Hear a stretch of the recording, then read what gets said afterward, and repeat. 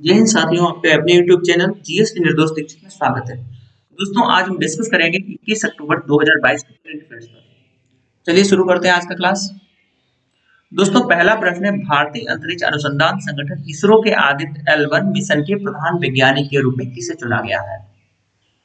Option A Shankar Subramaniam जी को, option B Diwakar Singh ji को, option C Rajni Sen Gupta ji को, ऑप्शन डी मनोज कश्यप जी को।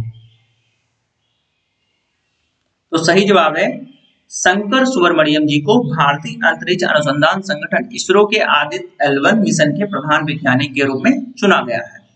अब आदित्य L1 मिशन क्या है? यह भारत का पहला वेधशाला श्रेणी का अंतरिक्ष आधारित सौर मिशन है। ध्यान रखिएगा, वेधशाला श्रेणी का अंतरिक्ष आधारित यह सौर मिशन है। शंकर सुब्रमण्यम जी बेंगलुरु स्थित UR राव सैटेलाइट सेंटर में एक वरिष्ठ और सौर वैज्ञानिक हैं। इससे पहले वह एस्ट्रोसैट चंद्रयान 1 और चंद्रयान 2 में भी अपना योगदान दे चुके हैं। वर्तमान में वह URSC के स्पेस एस्ट्रोनॉमी ग्रुप के प्रमुख भी हैं। दोस्तों, इसरो का गठन कब किया गया था? इसरो का गठन 15 अगस्त 1969 को किया गया था। इसका हेडक्वार्टर बेंगलोर कर्नाटक में है। वर्तमान में एस सोमनाथ जी इसरो के चेयरमैन हैं। नोट कर लीजिए दोस्तों। चलिए बढ़ते हैं अगले प्रश्न की ओर। अगला प्रश्न है, हाल ही में ग्लोबल यूथ क्लाइमेट समिट का आयोजन निम्न में से किस देश में किया गया? आपको बताना है, हाल ही में जो ग्लोबल यूथ क्लाइमेट समिट का आयोजन किया गया था वह निम्न में से किस देश में किया गया था? Option A Bharat, option B Japan, option C Bangladesh, option D दक्षिण कोरिया। तो सही जवाब है बांग्लादेश में। ग्लोबल यूथ क्लाइमेट समिट का आयोजन अक्टूबर 2022 में बांग्लादेश में किया गया था, जिसमें दुनिया भर के 70 देशों के युवा वैज्ञानिकों ने भाग लिया था। चलिए जानते हैं बांग्लादेश के विषय में। बांग्लादेश की वर्तमान प्रधानमंत्री शेख हसीना जी हैं। अब्दुल हमीद बांग्लादेश के राष्ट्रपति हैं। बांग्लादेश की राजधानी कहाँ है? ढाका है। और वहां की मुद्रा कौन सी है? टका। बांग्लादेश की मुद्रा को क्या बोला जाता है? टका बोला जाता है। चलिए बढ़ते हैं अगले प्रश्न की ओर। अगला प्रश्न है, महिंद्रा फाइनेंस ने क्रेडिट एक्सेस को बढ़ावा देने के लिए निम्न में से किसके साथ भागीदारी की है? महिंद्रा फाइनेंस ने क्रेडिट एक्सेस को बढ़ावा देने के लिए निम्न में से किसके साथ एक भागीदारी की है? Option A India Post Payments Bank के साथ, option B State Bank of India के साथ, option C Bank of Baroda के साथ, option D Punjab National Bank के साथ। इसका सही जवाब है option A India Post Payments Bank के साथ महिंद्रा फाइनेंस ने क्रेडिट एक्सेस को बढ़ावा देने के लिए भागीदारी की है। किसके साथ की है? इंडिया पोस्ट पेमेंट्स बैंक के साथ। इंडिया पोस्ट पेमेंट बैंक का गठन कब किया गया था? 1 सितंबर 2018 को इसका गठन किया गया था। इसका मुख्यालय नई दिल्ली में है। वर्तमान में B Venkat Ramu India Post Payment Bank के प्रबंध निदेशक एवं CEO हैं। चलिए बढ़ते हैं अगले प्रश्न के दोस्तों। अगला प्रश्न है, हाल ही में भारत सरकार ने किसे भारत के नए रक्षा सचिव के रूप में नियुक्त किया है? हाल ही में भारत सरकार के द्वारा किसे भारत के नए रक्षा सचिव के रूप में नियुक्त किया गया है? Option A Vivek Joshi, option B Ajay Kumar, option C Alka Upadhyay, option D Aramane Giridhar. तो सही जवाब है Aramane Giridhar. Option D is correct answer. 19 अक्टूबर 2022 को केंद्र सरकार ने सड़क परिवहन और राजमार्ग सचिव अरमानी गिरधर जी को नए रक्षा सचिव के रूप में नियुक्त किया है। अरमानी गिरधर जी आंध्र प्रदेश कैडर के 1988 बैच के भारतीय प्रशासनिक सेवा के अधिकारी हैं। वह 31 अक्टूबर 2022 को अजय कुमार का स्थान ग्रहण करेंगे। 31 अक्टूबर 2022 को अजय कुमार जी रिटायर हो जाएंगे, तो उनका स्थान कौन ग्रहण करेगा? अरमानी गिरधर जी उनका स्थान ग्रहण करेंगे। भारतीय राष्ट्रीय राजमार्ग प्राधिकरण की जो वर्तमान में चेयरपर्सन है अलका उपाध्याय जी, वह अरमानी गिरधर जी की जगह लेंगी और वह भारत की नई सड़क और परिवहन सचिव बनाई जाएंगी। चलिए बढ़ते हैं अगले प्रश्न की ओर। अगला प्रश्न है, हाल ही में कौन विश्व चैंपियन मैग्नस कार्लसन को हराने वाला सबसे युवा खिलाड़ी बन गया है? कौन बन गया है? Arjun Erigaisi, R Praggnanandhaa, D Gukesh, Aditya Mittal.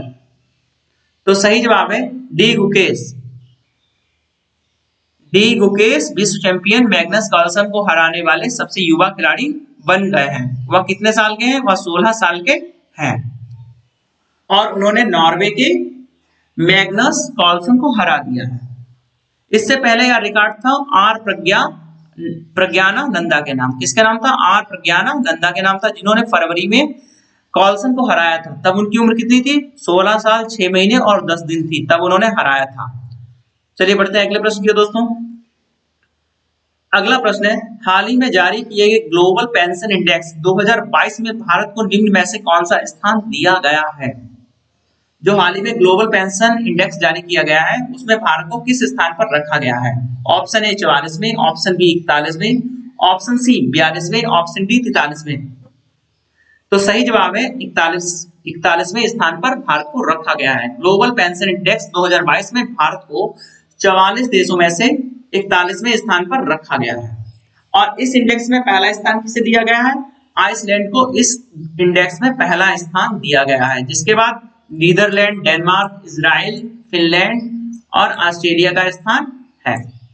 इस रिपोर्ट के अनुसार थाईलैंड को 44वां, फिलीपीन को 43वां और अर्जेंटीना को 42वां स्थान दिया गया है। चलिए बढ़ते हैं अगले प्रश्न की ओर। अगला प्रश्न है, हाल ही में जारी करोड़पतियों के पहले वैश्विक अध्ययन के अनुसार भारत दुनिया में सबसे अधिक करोड़पतियों की संख्या वाला देश है। दोस्तों आपको बताना है कि जो अभी हाल ही में एक रिपोर्ट जारी की गई है कि किस देश में सर्वाधिक करोड़पति हैं, तो उस मामले में भारत को कौन सा स्थान दिया गया है? उस रिपोर्ट में भारत को कौन सा स्थान दिया गया है? वैश्विक जो अध्ययन की भी रिपोर्ट जारी हुई है, उसमें कौन सा स्थान दिया गया है? 8वां, 7वां, चौथा या तीसरा? तो सही जवाब है तीसरा स्थान। दुनिया के पहले वैश्विक अध्ययन में व्यक्ति रूप से 830 करोड़ रुपए या $100 मिलियन से अधिक की संपत्ति के मालिक के साथ भारत करोड़पतियों की सूची में तीसरे स्थान पर है। एक करोड़पति ऐसे व्यक्ति हैं जिनके पास $100 मिलियन या 830 करोड़ रुपए से अधिक की निवेश योग्य संपत्ति है। इस मामले में भारत तीसरे स्थान पर है। दुनिया के 25,490 करोड़पतियों में से 1,132 करोड़पति भारत में हैं। इस रिपोर्ट में संयुक्त राज्य अमेरिका को पहला, चीन को दूसरा, भारत को तीसरा, यूनाइटेड किंगडम यूके को चौथा और जर्मनी को 5वां स्थान दिया गया है। यह रिपोर्ट किसके द्वारा जारी की गई है? हैनले एंड पार्टनर्स के द्वारा यह रिपोर्ट जारी की गई है। चलिए बढ़ते हैं अगले प्रश्न की ओर।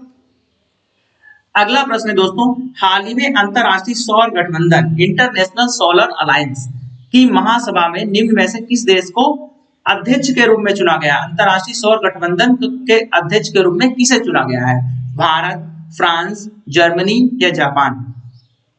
तो सही जवाब है भारत को। जो हाल ही में जो इसकी महासभा हुई थी इंटरनेशनल सोलर अलायंस की, उसमें भारत को एक बार फिर से, इससे पहले ही भारत इसका अध्यक्ष था और अब दोबारा इसका अध्यक्ष बना दिया गया है। और उपाध्यक्ष के लिए किसे चुना गया है? सहाध्यक्ष के लिए फ्रांस को चुना गया है। फ्रांस सहाध्यक्ष बनाया गया है और भारत अध्यक्ष बनाया गया है। भारत के जो वर्तमान में बिजली और नवीकरणीय ऊर्जा मंत्री हैं आर.के. सिंह जी, वह इसका अध्यक्ष पद संभालेंगे, जबकि फ्रांस की विकास एवं अंतरराष्ट्रीय भागीदारी राज्य मंत्री क्रिशूला जकारोपूलो इसका सह अध्यक्ष का पद संभालेंगे। चलिए जानते हैं अंतरराष्ट्रीय सौर गठबंधन इंटरनेशनल सोलर अलायंस के विषय में। इसका गठन 30 नवंबर 2015 को पेरिस, फ्रांस में किया गया था। पेरिस क्या है? फ्रांस की राजधानी है। और इसका जो हेडक्वार्टर है वो गुरुग्राम, हरियाणा में है। और इसके वर्तमान में महानिदेशक कौन है? अजय माथुर जी इसके महानिदेशक हैं। दोस्तों आशा करता हूँ आज की क्लास आपको पसंद आई होगी। अगर आज की क्लास आपको पसंद आई है तो वीडियो को लाइक करें, सब्सक्राइब करें और शेयर करें। जय हिंद साथियों।